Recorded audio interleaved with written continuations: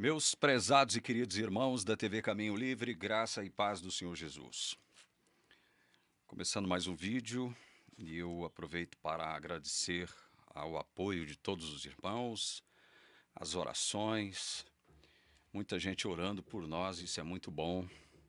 Estamos passando por algumas dificuldades, né? Coisas da vida, né? E aqui eu aproveito para fazer uma micro prestação de contas aos meus irmãos que me patrocinam aqui, né?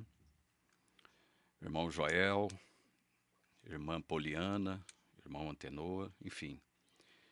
Todos esses que de algum modo me ajudam, me dão um suporte aqui. Eu vou ter que me mudar de Goiânia, eu vou ter que sair daqui. As coisas para mim não estão boas aqui, eu não consigo trabalho aqui de forma alguma.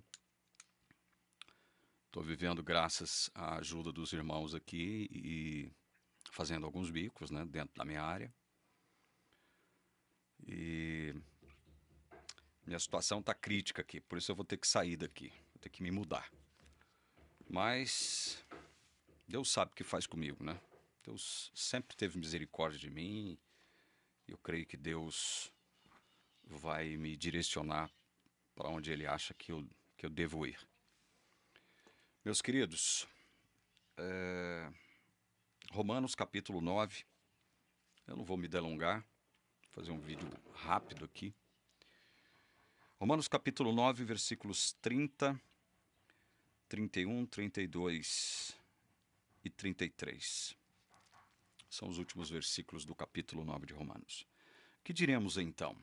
Paulo tem sempre essa questão de fazer perguntas, às vezes perguntas retóricas, às vezes perguntas provocativas, muitas vezes perguntas que vão incitar, né, a nossa mente a pensar, a processar tudo aquilo que ele tá dizendo. Que diremos então? Que os gentios que não buscavam a justificação vieram a alcançá-la, a saber, a justificação que decorre da fé. E que Israel, que buscava a lei de justiça, não chegou a atingir essa lei? Por quê? Porque não a buscou pela fé, mas como que por obras. Tropeçaram na pedra de tropeço, como está escrito. Eis que ponho em Sião uma pedra de tropeço e rocha de ofensa, e aquele que nela crê não será envergonhado. Que diremos então? Começa Paulo perguntando. Esse capítulo 9 é cheio de afirmações chocantemente maravilhosas, para alguns absurdas, né? Para os nossos irmãos pelagianos e arminianos, o capítulo 9 aqui está cheio de afirmações que eles não conseguem explicar, né? De forma fundamentada. Sempre inventam uma desculpinha esfarrapada para poder se livrarem do que está afirmado aqui no capítulo 9, acerca da eleição de uns e a rejeição de outros por parte de um Deus que é soberano. Soberano. E aí, nesse capítulo 9, ele questiona também, ele faz um questionamento interessante. A palavra de Deus falhou? A palavra de Deus falhou quanto a Israel, já que Israel não recebeu o Messias, o seu Messias, o Jesus, o nosso Cristo. A palavra de Deus falhou quanto a Israel? Então Paulo vai trabalhar essa questão. Não falhou. Não falhou, porque nem todos, vai dizer Paulo no início do capítulo 9, nem todos aqueles que são descendentes, né, do ponto de vista sanguíneo, genético, de Abraão, são filhos, né, são herdeiros. Nem todos que são israelitas são herdeiros das promessas. Paulo vai dizer isso. Não é pelo fato de ter nascido israelita, judaico, que a promessa já pertence a ele. Não. Paulo então vai tratar de explicar isso aqui no capítulo 9, coisas para as quais os nossos irmãos arminianos e pelagianos arrumam uma série de desculpas, né? E aqui no verso 30, ele diz que os gentios que não buscavam a justificação vieram a alcançá-la. Vejam, os gentios não buscavam a justificação. Gentio é aquele que não pertence a Israel, ao Israel judaico. É todo aquele que não pertence ao Israel judaico. É todo aquele para quem Israel fechou as portas da graça. Não é? Então, os gentios não buscavam a justificação. Por isso é que Paulo, ele aqui em Romanos, aqui no capítulo seguinte, capítulo 10, verso 20, citando Isaías, Paulo diz aqui, e Isaías é tão ousado que diz, fui achado pelos que não me procuravam. Olha só. Fui achado pelos que não me procuravam. Quer dizer que quem não procurou Deus o encontrou? E Paulo está dizendo no verso 30 que os gentios que não buscavam a justificação vieram a alcançá-la, a saber, a justificação que decorre da fé. Então veja que buscar a justificação, ela tem alguma coisa que é contrária à fé. Por incrível que pareça, né? Parece uma contradição da minha parte. Parece uma contradição da minha parte. Mas não é. Se você procurar entender o que Paulo está querendo dizer aqui, olha, fui achado pelos que não me procuravam, Paulo reverberando Isaías, que por sua vez reverbera Deus, o próprio Deus. Deus diz que foi encontrado por aqueles que não procuravam por ele. Mas aí o restante do versículo explica por que isso aconteceu. Como é que alguém que não procura Deus o encontra? Não é um paradoxo? Aí o restante do versículo diz, revelei-me aos que não perguntavam por mim. Ou seja, os gentios não buscavam Deus. Os gentios não tinham nenhum interesse por Deus. Os gentios não estavam procurando Deus. Não estavam ansiando por Deus. Mas então o que foi necessário Deus fazer? Revelar-se. Isso aqui é uma atitude de Deus em direção a um povo que não o buscava. Revelei-me, olha, revelei-me aos que não perguntavam por mim. Isso aqui é Deus indo ao encontro dos seus, que ele escolheu soberanamente lá na eternidade ainda. E aí vem os arminianos com churumelas e mais churumelas tentando driblar aquilo que Paulo afirma clara e categoricamente aqui, inclusive citando o profeta Isaías. E ele diz, olha, os gentios que não buscavam a justificação vieram a alcançá-la. Por que eles alcançaram a justificação então? Pela fé. Mas por que isso aconteceu? Por que a justificação alcançou os gentios pela fé? Porque Deus se revelou a eles. Deus teve que ir ao encontro deles porque eles não estavam procurando por Deus. Não estavam com o seu suposto livre-arbítrio. Não estavam procurando a Deus com o seu suposto livre-arbítrio. Então Deus tem que ir ao encontro desses que não estão procurando por Ele, mas que Ele elegeu, Ele escolheu. E aí, quando a gente fala sobre isso, os arminianos e pelagianos ficam ouriçados, dizendo, então quer dizer que nós somos bonequinhos nas mãos de Deus? Deus mete o pé na porta arbitrariamente do nosso coração? Não, não é isso. Ele convence você, ele persuade você. Quantas vezes nós já falamos sobre isso aqui, né?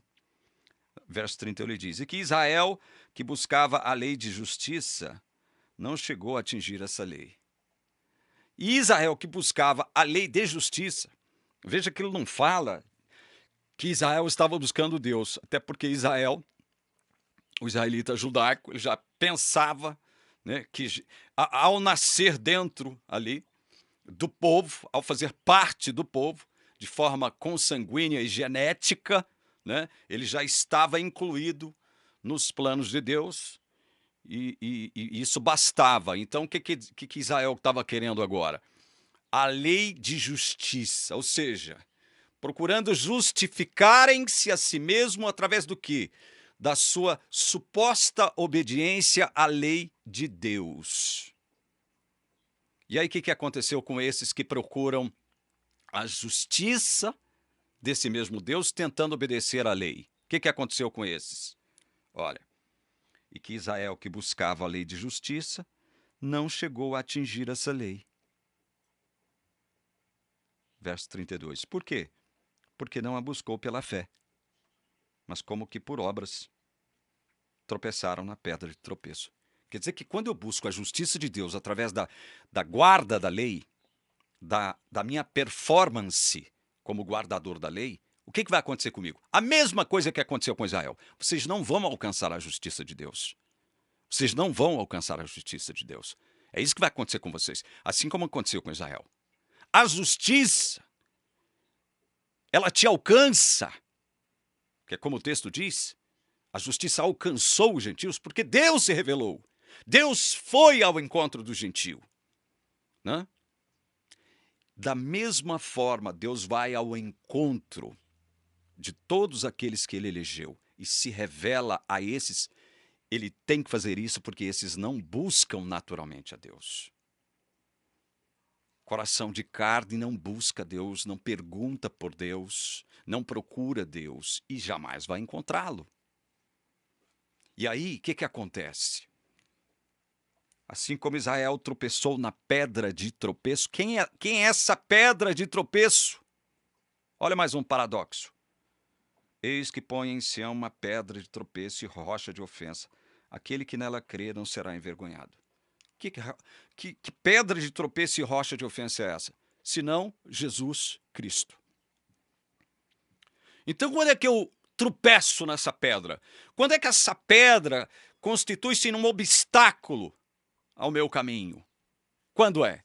É quando eu procuro me justificar pela minha performance como uma pessoa obediente à lei de Deus. É quando eu busco a justiça de Deus através da minha performance como guardador da lei.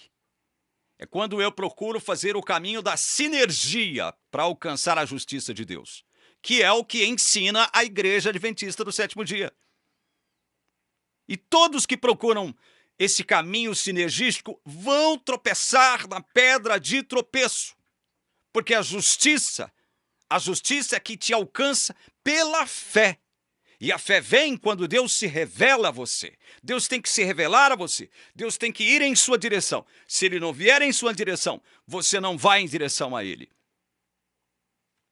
Eu vou ficando por aqui, trazendo mais esse ponto de reflexão para os meus irmãos adventistas do sétimo dia. Mais esse ponto de reflexão. Vocês estão procurando justificar-se diante de Deus por meio de quê? Da guarda da lei, não é verdade? O grande lance do adventista do sétimo dia é lei. Lei, lei, lei, lei. Eles falam muito em lei porque eles querem enfiar o sábado, a guarda do sábado, goela abaixo das pessoas, e por isso eles falam muito em lei. Né? Quando eles falam muito em lei, eles se comportam como os israelitas que se achavam experts em guardar a lei. Mas o que Paulo está dizendo? Esses, olha, o que ele diz aqui? E que Israel, que buscava a lei de justiça, não chegou a atingir essa lei. Vai acontecer a mesma coisa com você, adventista. Você que está buscando a justiça de Deus através da guarda da lei. Vai acontecer a mesma coisinha com você se você continuar insistindo nisso. Você está tropeçando na pedra de tropeço. Jesus deixa de ser aquele que vai te justificar, aquele que vai interceder por você, o seu advogado, e vai ser o seu juiz. Você vai tropeçar nele. Olha só, você vai tropeçar no próprio Cristo. Você já pensou? Ter Jesus como um obstáculo, ao invés de salvador, ao invés de redentor, ao invés de intercessor, de advogado, você ter Jesus como uma pedra? Aí eu me lembro daquela profecia de Simeão, quando carregou o menininho Jesus, né? Quando Jesus foi apresentado lá, foi circuncidado. Ele disse, né? E aí eu vou encerrar, porque eu me lembrei agora desse texto aqui, ele vem a calhar. Vou encerrar com a leitura desse texto que se encontra em Lucas, capítulo 2, versículo 34. Simeão os abençoou e disse a Maria, mãe do menino: Eis que este menino está destinado tanto para a ruína como para a elevação de muitos em Israel e para ser alvo de contradição, para que se manifestem os pensamentos de muitos corações. Esse menino está destinado tanto para a ruína como para a elevação de muitos em Israel e para ser alvo de contradição. Ruína e elevação.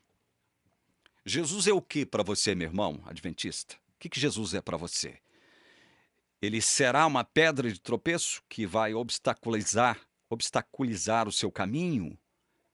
Vai impedir que você progrida, avance? Porque você está buscando a justiça de Deus através da sua performance como crente? Não é? E tem muitos santarrões que me assistem aqui. Santarrão é aquele que se acha mais santo de todo mundo. E que fica policiando a vida dos outros dentro da igreja. Esses são os piores. E a igreja adventista é pródiga em produzir esse tipo de gente. E aí? Jesus vai servir de elevação ou de ruína para você? Pense nisso. Pense nisso. Vou ficando por aqui. No próximo vídeo tem mais mensagens da palavra de Deus para vocês. Que Jesus te abençoe, te guarde. É o que eu rogo. Em seu nome, ao Pai Celestial. Amém.